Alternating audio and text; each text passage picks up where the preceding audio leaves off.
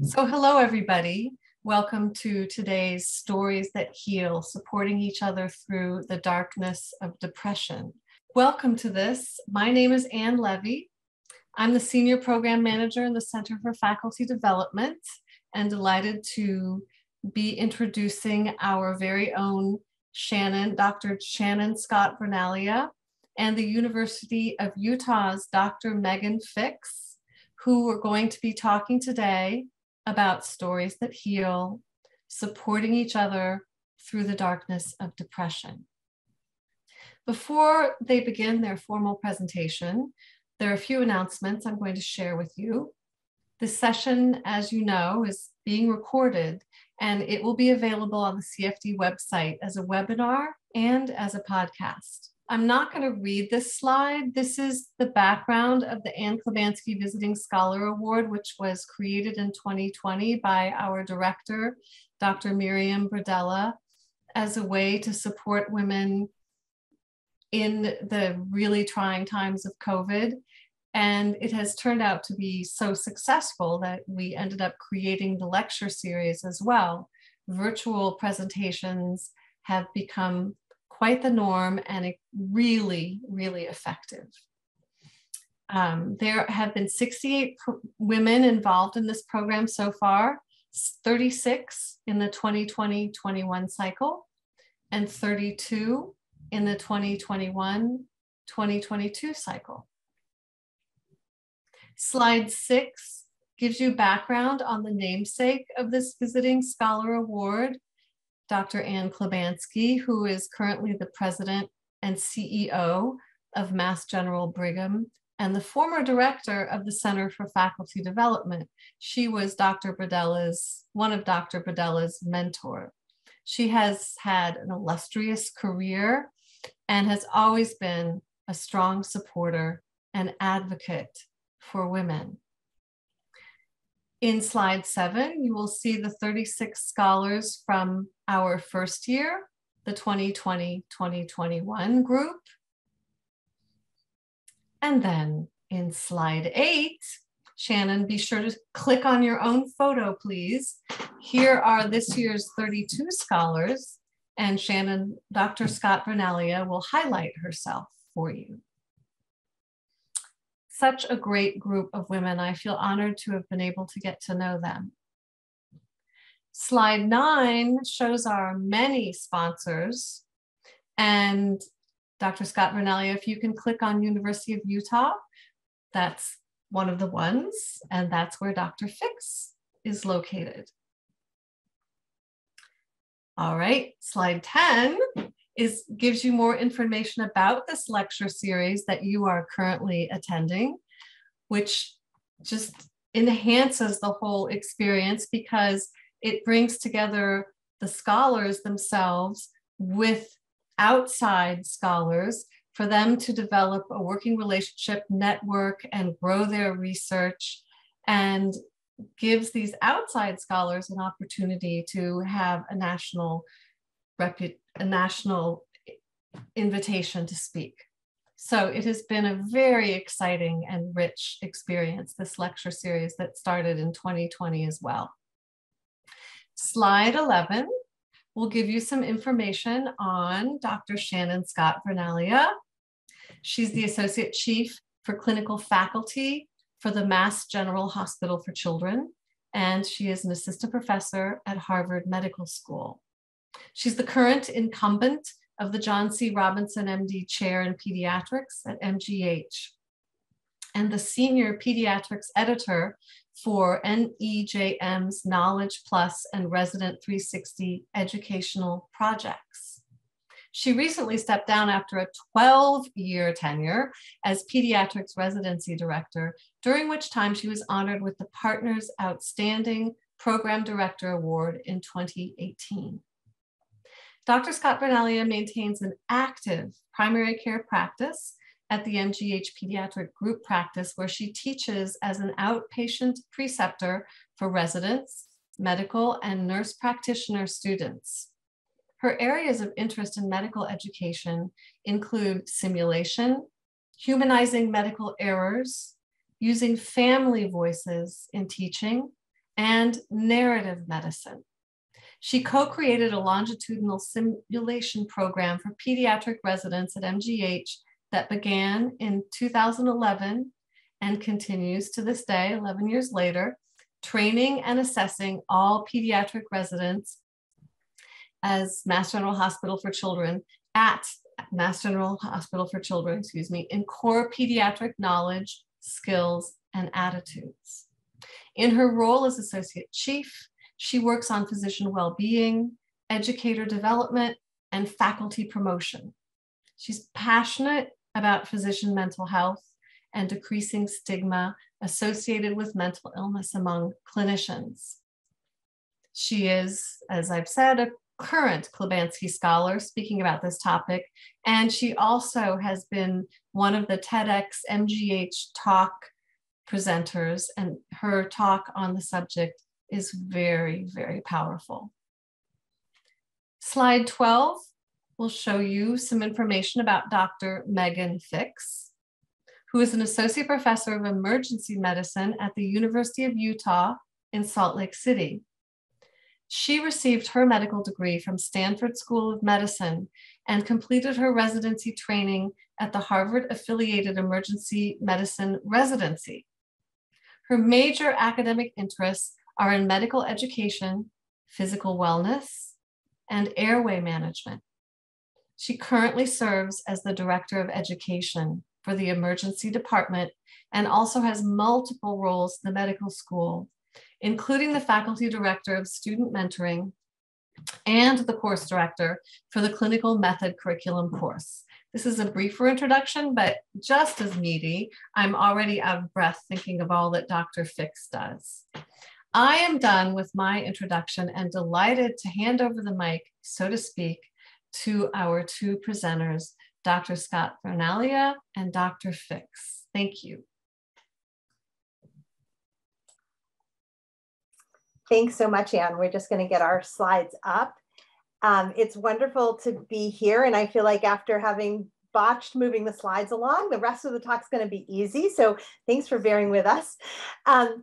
And I'm going to start with this picture of Frog and Toad because I love to teach with children's literature, so you're going to see another children's book come up later. But Frog and Toad are quick and fast friends, as I think I can feel safe to say Megan and I have become in preparing this talk. We have wanted to momentarily introduce ourselves in a little bit more personal way. And so I just wanted to share a picture of my family. And the next slide has us in Zion Canyon, Zion National Park, in a canyon in this last February when we went hiking, and there is not a lot of snow actually usually in Zion. And it was a really beautiful moment when I was very close physically to where Dr. Fix lives. I'm going to let her mention her family. That's my husband, Brian, my two daughters, Rebecca on the left and Marina on the right in the middle. Good afternoon, everybody. My name is Megan, and I am absolutely thrilled to be sharing this time with you all. It's been really a true pleasure to get to know Dr. Scott-Vernaglia throughout this process, and I happen to be I have been in Boston as was mentioned, and it was a transformative time in my life. So I'm really, really excited to talk to you all. This is my family, my husband, Bill, and my three boys, and my sister, Molly, and myself.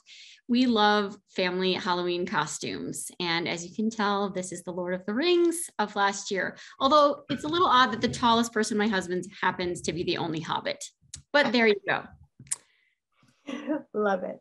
We have no financial disclosures, but we are going to disclose that we're going to talk about sensitive topics. I want to invite folks to step away if there's anything triggering or upsetting today. I want to remind people, and we will come back to resources at the end, but about the Employee Assistance Program and about the National Suicide Prevention Lifeline. Please seek help if you need it. Our learning objectives today are to help folks recognize the prevalence of depression in healthcare providers, so some of the data, to describe techniques for supporting colleagues, and to identify, again at the end, some local and national mental health resources for you. So for me, and the reason that this has been such an amazing program through the Klibanski Scholars, I think stories matter, and I'm incredibly grateful that they took a risk on my slightly atypical application. So for me, stories matter at home, This is actually right outside my window. They matter for how I teach, and I use children's books frequently to teach. And they matter for how I care for patients, and they are what really bring me joy. I'm a general primary care pediatrician, and it's the stories of my patients and families' lives that really keep me going. I have this, I will first say this is shared with permission, this patient family picture, but it's my first cohort of patients from my very first year in practice who are going off to college this year. And so it's a kind of momentous year in practice. And in 2019, I had the honor to have my aced one of my stories shared in the Journal of Graduate Medical Education. I'm going to share the first paragraph of that with you today to animate some of the data that I give next. And this was called One of the Many. It was November in New England, and the night crept in earlier each day. I was barely 2 years into my position as program director. I was still new and unsure of myself. The ACGME site visit was approaching, and each evening after a long day of seeing patients, teaching, and mentoring, I would sit at my desk and pore over the minutiae required for the dreaded program information form. I was overwhelmed by the magnitude of responsibility that I didn't know how to share. I stared out the window into darkness, past the computer screen where the day's patient notes sat unfinished. My stomach turned as I thought of the files I still had to read for applicants interviewing the next day. Their eager enthusiasm unchanged, even though for me, talking to them had become a joyless chore. Transitioning home was incredibly difficult. Before I knew it, I had missed dinner and bedtime stories with my young children. With just one more day failed as a mother, I might as well keep working. My mind had become the darkness of the New England night. Only it didn't clear when the sun rose each morning. That's the beginning of my story of depression. And as I said in my TED Talk, I think as well, I like to name it because I think like Voldemort, it holds less power when you name it. And so for years, it was actually hard for me to say that I had depression, but that's what it was. As a clinician, depression's easy for me to recognize. I recognize that almost 20% of us will suffer from depression, that women are more likely to suffer than men, that it's episodic, that it's recurrent. I think that's a cloud under which many of us kind of live every day, and that it's unpredictable. The clinicians on this call will know the signs and symptoms of depression, the DSM-5 criteria for depression. And yet, in medicine, we don't talk about it. These are 4 specific studies. There are others. One is a meta-analysis of medical students showing that 27% in a large, looked at 130,000 students across the different studies, would screen positive for depression. In graduate students, and this was a global study of more than 2,000 students, 90% of which were PhD students for those researchers on the call, 39%, and even more limited data for faculty researchers. Residents, again, another meta-analysis that looked over 10,000 residents, showed a prevalence of about 30%. And in practicing physicians with a tool that, albeit was a little more inclusive, so probably the actual diagnostic number would be a little bit lower, up to 42% of practicing physicians screened positive for depression. Why is this in medicine? This is sort of my kind of construct, but I think one is, what do we bring to the table? Our personal history. That's my own family history, maybe my own trauma history, whatever it is that we bring to our risk factors. We have competing work-home demands. The Center for Faculty call for caregiver grants just went out, right? How are you juggling the talk you want to give and the fact that your kids are coming home in the background? I think it's our medical culture, a culture that says, put your nose down, keep going, strong work when you've stayed hours past the end of your shift, a culture that denies kind of immediate gratification, and a culture that doesn't really talk about the parts that are hard. We also have limited agency. I will give a very specific example. Yesterday, I was unable to give a booster to a 5-year-old patient in my office, despite it being approved, because the EPIC bill isn't ready for pediatrics. But my agency as a physician was significantly limited, and I think we all are suffering from this as we move to more kind of, integrated care and more care that has, the EHR in it. And then perfectionism and our imposter worries that we bring to the table. All that we carry that is fueled by medical culture and probably selected for in the process to get us here, that makes us think that maybe we're not going to, meet the bar, that maybe we are kind of here on accident. And I think about that even, moments ago when I was thinking about how there are folks on this call who are the researcher AK scholars. And here I thought I was like kind of getting in under because I wanted to present about something so different, right? That's part of my own imposter part. So I hope even in that short part, I can convince you that this is a real issue, that we're not immune from depression. But I also want people to think about the fact that we're reluctant to seek care. In a large academic medical center, they surveyed graduating residents over several years, and they showed that 61% of them thought they would have benefited from mental health care during their training. And yet of that 2/3, 64% who thought they would have benefited from care never sought it. In another study of practicing physicians that asked specifically about, would you seek care for a serious emotional problem, 40% admitted to being reluctant, not even faced with the diagnosis, but just anticipating the diagnosis, they'd be reluctant to seek care. And the heart-shattering statistic is that we lose more than one physician every single day to death by suicide. We know that with therapy, with treatment, we can decrease this number. We won't protect everyone, but if we can decrease the stigma associated with seeking help for mental health issues, I think we can impact this number. Dr. Fix and I very much want this to be a talk about hope, however, and so as we transition to her story, I want to remind folks that I bring a lot of hope to this story, a tremendous amount. I think of my life as a beautiful tapestry, and the part that is depression is a thread through it that would change if I pulled it out. But I don't want to change the tapestry. I like the picture of my life. And while I think there's a mountain to address all of the kind of pieces of healthcare that impact the risk of depression, I think there's a lot that we can do here and now today to help one another while we all keep fighting the good fight to change the broader issues that are there. I'm going to Thank you so much, Dr. Scott-Vernaglia, getting us acquainted with our topic. And as was mentioned, we are going to be talking about stories that heal. And so I'm going to share with you my story. This is where my story began. There's water. It's a calm, serene place. Many of you may not know where this is, but I grew up in a small town in Michigan, and things were amazing. I mean, if you think back to your childhood, most of us have lots of really good memories about being a child and having fun. And I grew up on a lake. I went swimming all the time. I had an amazing family, 2 parents, a brother who was older and a sister who was younger, and a dog, right? I was in a small town. We had a public high school and I loved it. Even when I was 5, I was psyched, right? I mean, I had amazing 80s glasses and a super awesome bowl cut.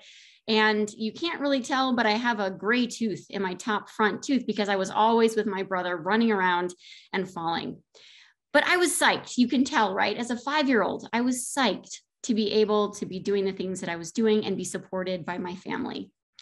And then I went to college and I was still super psyched. I went to California. I was really involved. I was exposed to amazing amounts of diversity and thought. And I was a member of a team.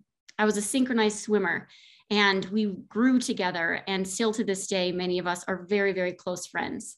And then I even became more psyched in medical school. I found emergency medicine, the most perfect field for me. It matches my personality. I had found friends, mentors, and colleagues. And this story is probably very similar to many of yours. You celebrated the times that you were working hard to get where you are. You spent a lot of time in thought, in study, with mentors. And then we reached the next step. And the next step for me was Boston. I was a member of this community and I was amazingly psyched to match at Hammer. Harvard, I mean, how could I not be psyched? This was an amazing place. And I was suddenly in this just idyllic medical community of people who were so smart. And I did have imposter syndrome, as many of us did, as Dr. Scott-Vernaglia mentioned, but I felt like this was my place. And I started my journey as a resident. So I'm going to spend most of the time today speaking of my journey as a trainee.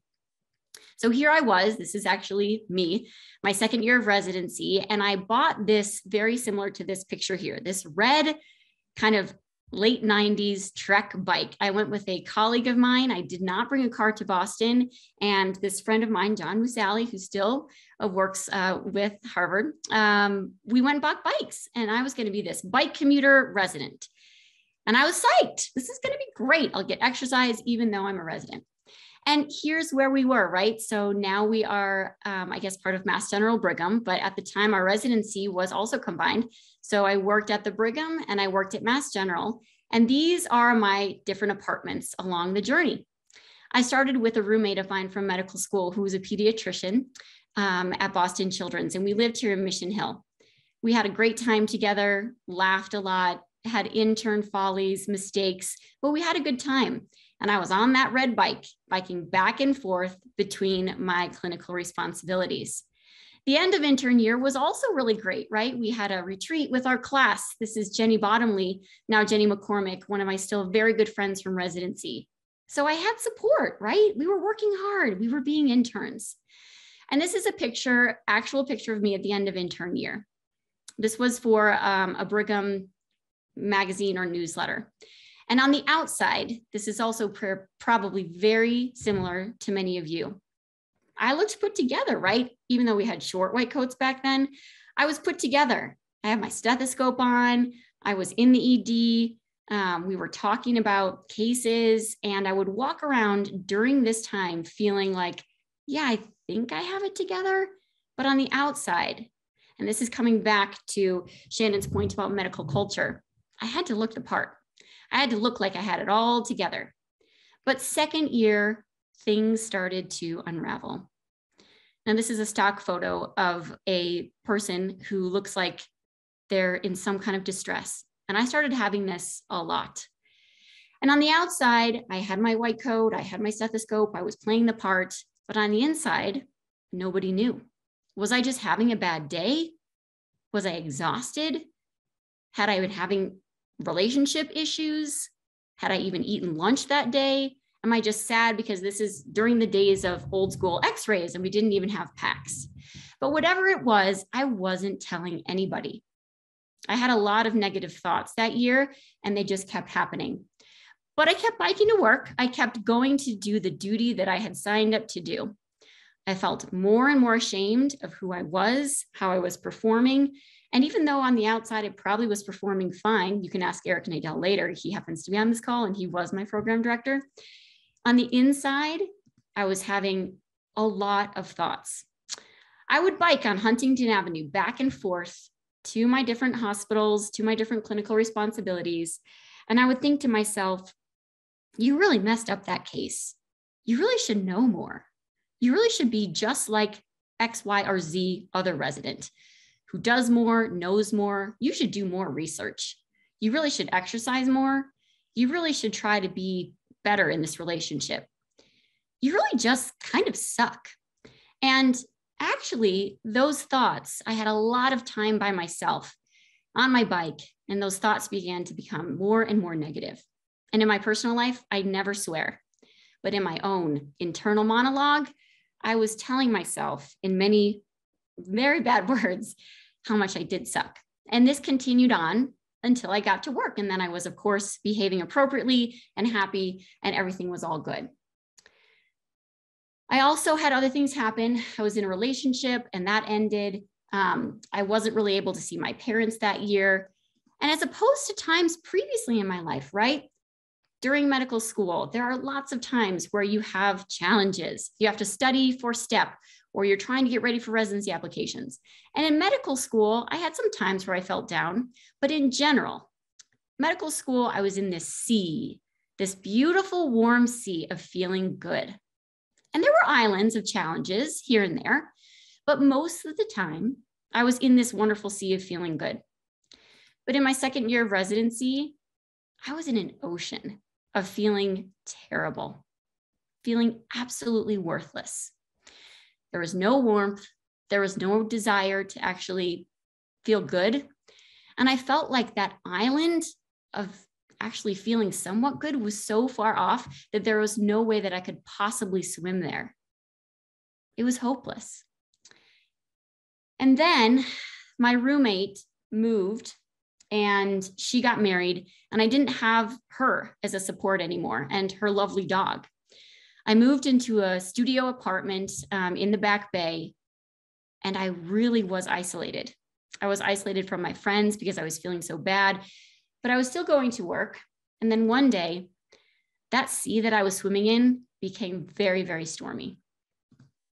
I was working a shift at Boston Children's, and I will never forget, I came home around 2:30 in the morning, biking in the middle of the night. That's what I did. I biked in the middle of the night, and I came back home, and I lived in this studio brownstone where you walk up these steps, you go in, and then my studio is in the back, and there's an alleyway in the back. It's 2:30 in the morning. I lock up my bike. I go into my apartment, and there's somebody there. There's a man there in my apartment. I remember exactly how he looked. He had a sweatshirt on. He was moderate height, and we looked at each other for a moment. I realized he was a burglar, and my next thought was, he's going to kill me. And instead of feeling afraid, I felt that that was a relief. I felt that that actually would be better than the terrible sea of despair that I had been living in for months. So clearly that did not happen. He jumped out the window, and I was left there at 2:30 in the morning with myself and these very terrible thoughts. I had never thought that before, but the fact that it was suddenly this comforting thought was so bizarre. So I didn't sleep at all. I just sat there with those thoughts. And what do you do as a resident? You go to work the next day. So I went to work. I got on my bike. I went to work. That's what I did. And that day, biking in Boston traffic, I'm an emergency physician. I knew that I could bike into oncoming traffic. And I thought that I really could do it because I've already been to that point where it was easier to not be here than to be suffering alone. But I made it on my bike ride to the Brigham and Women's Hospital, and I locked up my bike and I went in to start my shift. It was a 9 a.m. shift, and I walked in and I saw my chief resident, Krithi Bhatia. This is not actually her, but she changed my life. So I saw her, and I had been crying, and I went to the bathroom and I kind of wiped off my tears. And she said, "Hi, Fixie, how are you?" And I said, "Oh, great. Let's get ready for the shift." She was a 7 a.m. chief on, and she knew me. She heard me. And she said, "No, really, Fixie, how are you?" And she looked me in the eyes, and she gently held my arm. And with that moment, she changed me. She changed my life because I felt instantly that someone actually cared about hearing those terrible, dark thoughts, that it was okay to share, that it was okay to be in a safe space with somebody who cared about me. So I told her I was suicidal. I told her I wanted to bike into oncoming traffic. And she listened and she heard me. By asking one simple phrase, she absolutely changed my life. And then she called Eric Nadell, who's on this call, and together we went and we called EAP.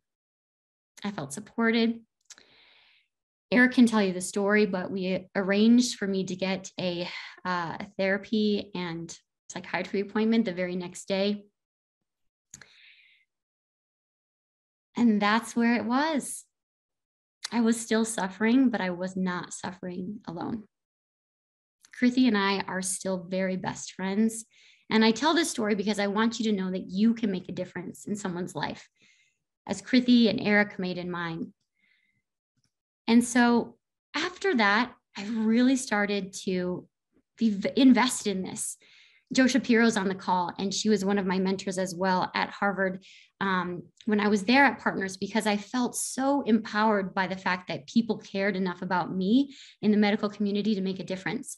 And so I go speaking on this, and the way that's so easy to help somebody is, number one, ask, like Krithy did for me. Number two, listen. And number three, refer. We have an amazing network of support like the EAP. You don't have to be an expert. All you have to do is ask. And when she said, "How are you?"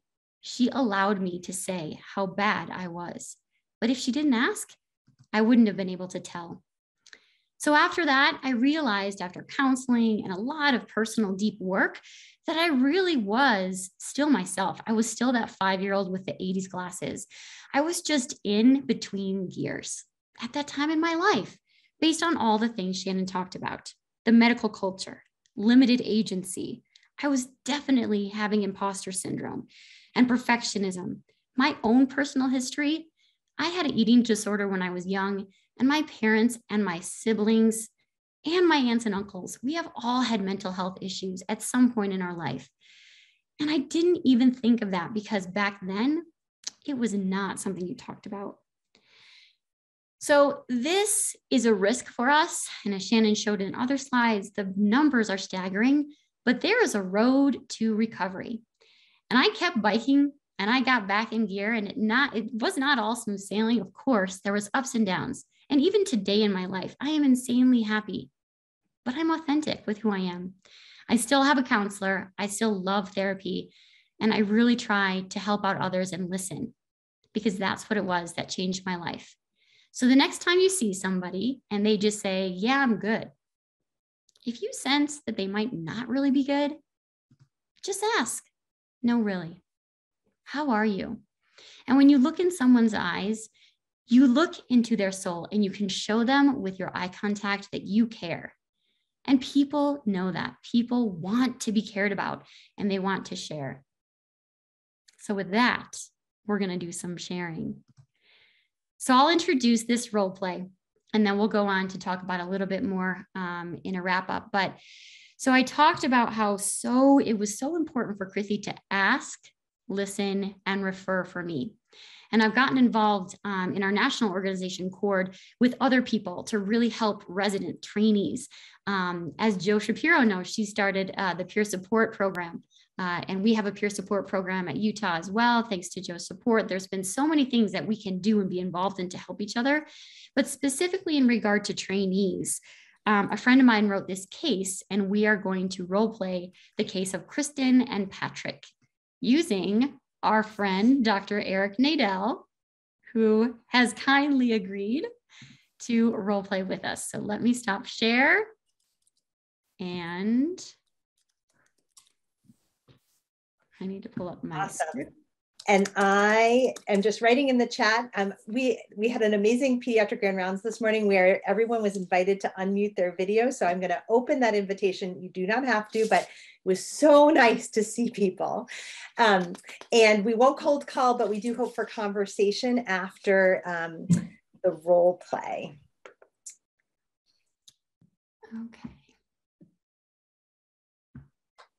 Okay. Eric, do you want to introduce yourself and say hello? Hi, everybody. I'm honored to be here, and I know some of you, and I'm honored to be here. Thank you. Okay, so as we set up this role play, we are acting as 3 trainees, so 3 residents. These happen to be emergency medicine residents, but imagine as we're going through this, that these are trainees in your program, whether it be a PhD or a master's or residency training. I'm going to play the part of Kristen, and Dr. Scott-Vernaglia is going to play the part of Jennifer, and then Dr. Nadel is going to be Patrick. So the scene is set. I, as Kristen, walked into the ED. I'm ready for my night shift. So I am coming in as the trainee, the resident who's going to work the night shift. And Patrick is my friend in my class, and he is just finishing up on his shift. Hi, Patrick. How was your shift today? Terrible. I had the worst day, and I've about had it with residency. I might as well just shoot myself. I want to crawl into bed and just die. Oh no, what happened? Well, everything that could go wrong, it did go wrong, which seems to be the theme lately. We had an 80-year-old today with a CHF exacerbation who failed BiPAP. I totally screwed up the intubation and looked like an idiot in front of everyone in the resuscitation bay. The patient then decompensated and the attending had to take over, nearly had to perform a surgical airway. When I went to tell the wife he had died, she screamed at me and told me it was my fault. I just don't think I fit in here. Patrick, everyone has rough days. We've all been there. I mean, I bet if you get some sleep, it will make a world of difference. Here, let's sign out so you can get out of here. As Patrick and Kristen sign out, other providers begin to congregate and both residents quickly hand over, and Patrick slips out before Kristen has a chance to kind of check back in with him. She tries to shrug it off, thinking that he probably will be fine, and shifts her focus to managing her patients. You know, I'm just thinking to myself, something just was not right about how Patrick was acting. Come to think of it, this isn't the first time that I've seen him down. Oh, hey, Kristen. Jen. Hey, Jen, I have a question for you. Have you seen Patrick lately? He said something really weird to me last night before sign out. Yeah, I saw him at Grand Rounds last week. What did he say? Well, you know, he was telling me about a difficult case that he had, and there was a tough encounter with the family, and he had messed up an intubation. And then he said this comment that was really weird. He said, maybe I should just shoot myself. Oh. I'm sure he was just kidding, but it didn't seem right. The way he said it, it caught me off guard. I didn't know how to respond. Gosh, I don't know. I mean, I've never known Patrick to have any issues with depression or anything like that, but I do know his mom's pretty sick right now. And I did hear he had several really rough cases in the last few weeks. He's also in 4th year, working a heavy shift load, doing some admin work. And I think he still has some research to get through. It's a lot to deal with. But I guess we're a pretty resilient group, and I wouldn't want to open up a can of worms. We all have our bad runs and we push through it. Were you planning on telling somebody about it? Like, should maybe you give our program director a call? Gosh, Jennifer, I don't know. I don't want to invade his privacy and make things worse. Maybe he just had a bad day. I mean, like you said, we all have bad runs. Oh gosh, I think that's my pager. I gotta run. I have a new consult I need to see. I'll leave you to do your notes. I'll see you around, okay? Okay. Thanks, Jennifer. See ya. That's the role play end scene. We would love to invite conversation from the participants. Feel free to just unmute. We're a small enough group, I think. Maybe, go ahead. I'm happy to jump in. Shannon and Megan, thank you so much for doing this and having this conversation with us. I really appreciate it. As you guys were going through the role play, I just was thinking, this just seems so, unfortunately, so typical, right? We're so worried about sometimes all the wrong things, privacy, confidentiality, when they seem like there are real reasons to not address this. And I guess this may come back to sort of like education, but obviously I'm like, this person needs help. Do some follow-up, right? Ask how they're really feeling, which I thought, Maggie, you did such a nice job walking us through that. Maybe we don't know if this person needs help, but really at least let's stop and ask how they're really doing, right? So I guess those are just all my thoughts, is how it's so easy for all of us when we are busy and your pager's going off, you have to see another patient, to just move through life in that way. And I guess it's a good reminder for me, for everybody in my life, to stop and really ask that question more. Absolutely. And, when you were watching the scenario, how many of you by raise of hands could see this happening? Right? Like this happens and people do this and we're busy and we're doing notes.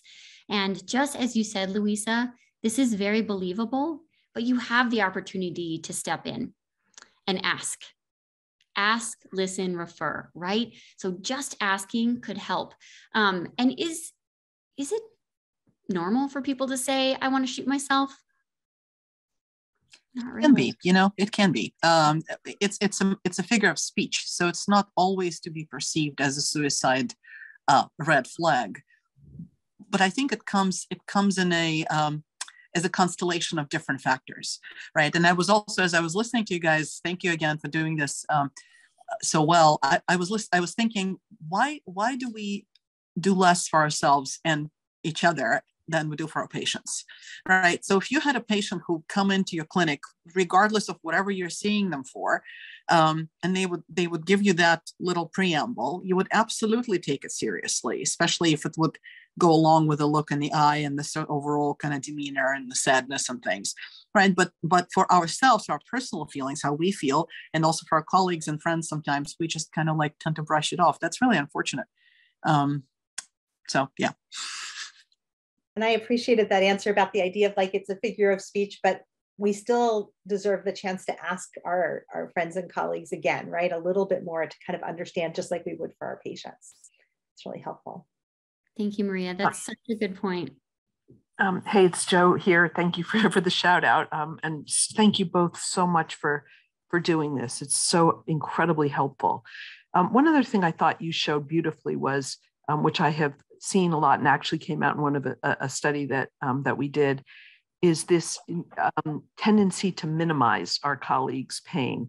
When you said, well, we all have bad days, and I know you put that in there to illustrate that. I want to highlight it, that we don't want somebody to feel bad, right? And we want to help them put it in perspective, and we want to make them feel better, which is totally natural. That's why we go into medicine. And I just think that's something that we have to learn not to do, because even if the person isn't suffering as greatly as Eric role played, their feelings are their feelings, and having them minimized actually never goes over well. Mm-hmm. I like to think of it as the gift of sitting with suffering. I don't know if that fits what you're saying, Jo, but I feel like there's this gift we can give someone else by sitting with their suffering. And it's not fixing their suffering, right? It's how do we be present and do the listen part of the ask, listen, refer. Exactly. And when we do peer support training, that's something we have to train the fixing out of the peer supporters, because it's just in our DNA to try to do that. And it's just, it doesn't work. I mean, I guess if it worked, we'd be all for it, but, and it's bearing witness, I think is another way to put it. And to follow up on that, what really struck me, Shannon and Megan, in this was that, Shannon, when you said, well, I have to get to work now. So you, in effect, dropped the ball on Megan's worry, because she was suddenly left alone carrying this burden and thinking, what do I do about it? And it shows, I mean, I'm not a doctor, I'm not even a scientist, but I understand what we all go through. We have to get back to work. That's who we are. We have our jobs, we have our patients. But there really was a sort of a shocking instant of, but wait, is there going to be no follow-up? Is there going to be no check-in? And that has to happen. Mm-hmm. Absolutely.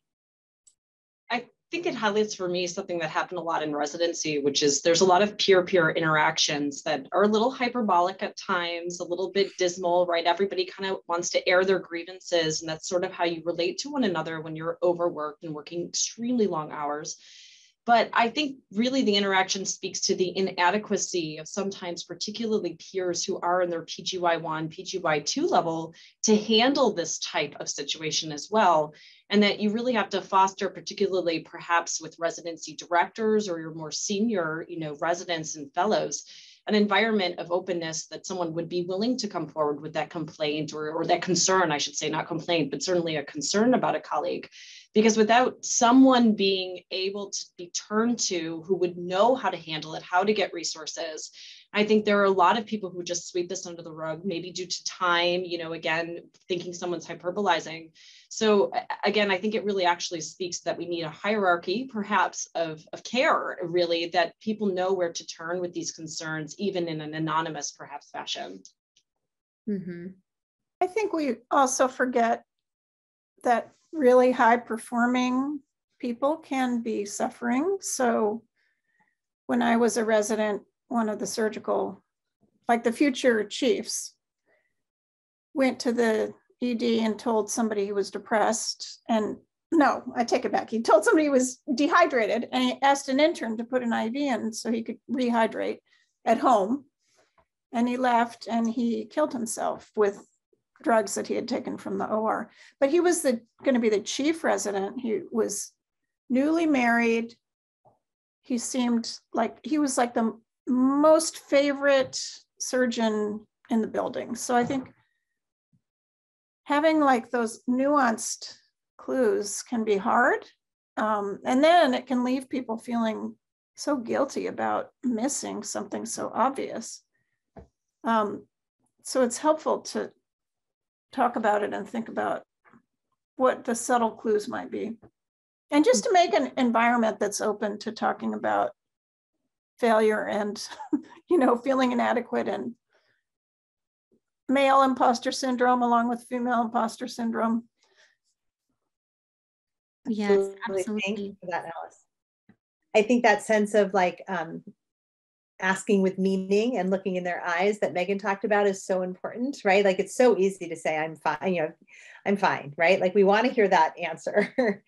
And I also wanted to call out Joe's never worry alone comment in the chat, like, right? Like, especially if you feel like this is, you don't know what to do, like not, but you're worried about someone else. Like I think sharing that worry and kind of figuring out together what you might be able to do. Somebody else was about to speak and the box has moved. Maybe not. So this brings up this inherent kind of discomfort with talking about this, right? That's why sometimes it's very easy for us to say, oh yeah, I gotta go, or yeah, it's gonna be okay. So if you're willing and you might want to contribute either in the chat or by speaking, think about some ways that we could actually ask. What are things that we could do if you're ever come across this moment, or if you're Jennifer and you're helping your friend try to process this moment? What are some things that you can think of to say?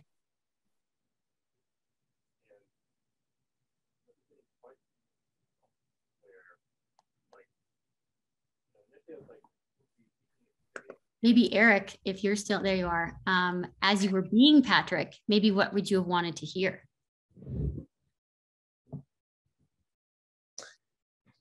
I think I would have wanted somebody to spend a little more time with me and ask me really what was going on. And I probably would have continued, even if there was just silence. Just somebody being there, showing their intentionality towards you. I think that's what I was going to say. It's just, I wonder if saying, sounds like you had a tough night, maybe we can take 10 minutes just to, or I don't know, maybe don't say the time, but let's take a few minutes to just talk about this. Because I do think it's like, and I'm a pediatrician in the nursery and it's super busy right now. And I know we're all having a hard time keeping up with the number of patients. And it's like, we don't really even have time to check in with each other. And I know we're all kind of having a hard time and also trying to get home really quickly to our families that are having a hard time, you know, so it's like hard to say, can we take a few minutes? Because like, I don't think any of us feel like we have a few minutes, but I do think that would make a difference. We've got some nice suggestions in the chat of, you know, a check-in time to follow up another day, which I really like. You know, if you know, the Eric character really kind of kiboshes talking now. I think coming back to people can be really meaningful. And Louisa suggested maybe highlighting what you've noticed might be different in a really caring way, noticing some of the struggle. Great suggestions. And you know, in emergency medicine, we're taught to say it and say, are you thinking of harming yourself, right? That's a clinical option that I take all the time with my patients, right? And in my own personal situation, Krithi didn't even need to say that. She just said, no, really, how are you doing? And so I think that time and that connection, and even if it's just a few minutes, I find in my own life, if you're comfortable giving that person a hug, sometimes even that physical touch can just allow the safe space for sharing to occur. And Joe says, yeah, very good. I'm worried about you. I care about you. And I wonder if there is any way I can help you. So these are other things that you can say that convey the same meaning without being clinical in the mindset, right? Just having other words that you can say that come behind that have behind them that caring that people can feel when you're really present with them. And Alice, acknowledging how hard it is to practice medicine, have a strict chief resident, be on the oncology floor. Yes, like there's so many things that we do. So validate them, right? Validation is such an important tool. Megan, if I could just say one thing, at being the sort of second part, Krithi called me in, and as a young program director, I didn't really know what to do. I had always thought that I would be able to be supportive and know what to do, but I didn't know what to do. And it occurred to me that for most program directors or administrative leaders or friends, that most people have not, most people don't have a lot of experience with this. So the being able to recognize that there is a sense of responsibility, and you're going to have to figure it out. I mean, in so many ways, this moment was so meaningful to me with Megan and Krithi, and the person I called that night was John Herman, who I had just heard about but not met yet, and that was my move of I don't know how to assess, or I was thinking about, should I be the doctor? I didn't know what to do, but I knew what the next thing was, which is that I needed help. As Joe said earlier, don't worry alone. But I will say that but it opened up, as the program director and as a person, it opened up this idea that, well, now I think I know how to do this. And as things like this happened again, I was more comfortable with it. And so I don't know what made me be able to be open to that at that moment. It was probably you, Megan, and your honesty. It was Krithi, who loved you and was able to call me and say, come in. Awesome. I'm very appreciative. Well, and Eric, I will also share my appreciation as the new program director. You guided me greatly in that kind of formative time for me, and introduced me to Megan. So I feel like we were excited to rope you into the role play, but thereby bring sort of the group together. Megan and I are mindful of the time. I think there's some beautiful comments still coming in, but we were gonna wrap up, and I think just kind of hopefully give you a take-home message through a children's book. This is The Circus Ship. I hope we are kinder than the circus ringleader in this picture, but he's looking for hidden animals. Those of you who have young children know that there are hidden animals here. So I invite you to seek to see each other, to look deeply in someone's eyes, as Krithi did for Megan, and to remember also that we can choose to be seen. Right? Megan chose to explain what was really going on. We can not say, oh, fine, right? And I've highlighted here some of the animals hidden. We can choose to spotlight ourselves and not just have the magical Brenda in the background spotlighting our video, right? We can be vulnerable with each other. So we would like to end there. We recognize folks have places to go and dinners to have with families, but I just wanted to have our last slide include some of, really the tip of an iceberg of many resources, a reminder about EAP, a reminder that even in the safety reporting, you can click on peer support. There's a new buddy program, which is a little different, but somewhat similar to some of the peer support work that like Joe has been transformational in creating originally at the Brigham. And then the bottom are all national things, including the Emotional PPE Project, which I would call your attention to. And Dan Sadawi-Knefka here helped to launch that. So with that, I thank you. Megan, this has been so much fun, and we really are appreciative of this program for bringing us together. Me too. This has been absolutely my pleasure, and I wish you all the best, and I hope to see you in real life sometime.